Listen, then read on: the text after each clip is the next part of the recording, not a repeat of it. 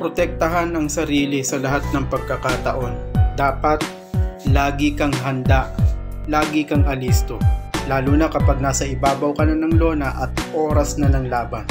Gaya ng nangyaring ito mga lodi, pag tunog pa lang talaga ng bell, ayan boom, binanata na kaagad yung kalaban niya.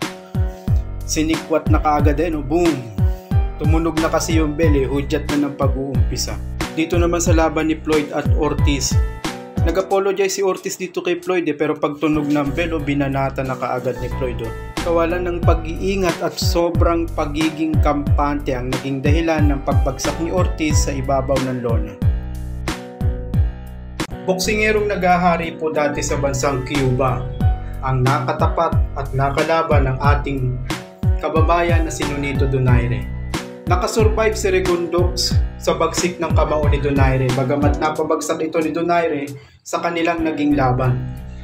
At ito naman po ay nakaharap ng isa pa nating kababayan na si John Riel Casimero o kilala bilang Cuadro Alas. Tinabas ni Alas si Regundox sa kanilang laban.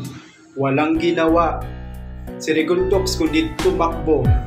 Umiwas ng umiwas sa mga suntok ni John Riel Casimero. Talo si Regundox kay Casimero. Tinuruan ni Roy Jones Jr. ng leksyon si James Toney na dapat kapag nakikipag-trash talk ka, alisto ka. Tingnan nyo ito mga lodi. Boom! Binanatan siya kaagad o sinunggaban. Ulitin natin panoorin po ulit natin. Nakikipag-trash talk siya ayan boom! Sa pool. Kailangan alisto ka talaga.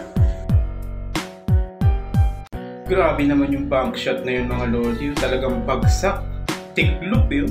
Tinukot talaga yung bodega mga lodi. Tingnan mo natin bumagsak siya Pero eto, boom! Sa pool na sa pool. Tiklop talaga